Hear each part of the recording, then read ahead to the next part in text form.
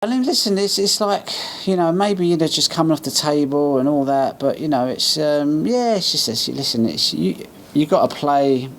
Like I'm not good at getting out of snookers, and I don't want to give 40 points away. And I'm never going to be good at getting out of snookers. Ray Reardon tried to teach me for a while, and I got okay at it, but it's just it takes too much time practicing getting out of snookers. I'd rather concentrate on the break building and all that sort of stuff.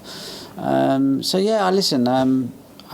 I get what Mark's saying, and I hope he doesn't feel that way because we get on really well. But listen, you just got to play to your strengths, and getting out of snookers ain't my strength, I know you, before the tournament, you were talking about you felt the players were being treated a little bit like lab rats when you were having a crowd in. But obviously got a crowd for the final now. Are you comfortable with fans being in for the final?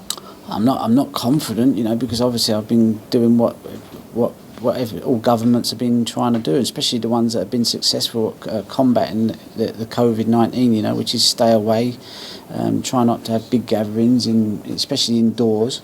So I've been doing all that sort of stuff. So, and then you look at other sports like tennis, golf, football.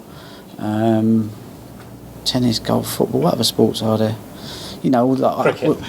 What are called the proper sports, and I think they've been responsible enough to say, look, we're not having no crowds, and that's the right thing to do. But I get it. There's a bit of cash to be made, and if you're going to take like 40, 50 grand, you got to I'll be crowning. If you're coming from a business perspective, let's try and get 2,000 in there. Do you know what I mean? Let's try and make some cash.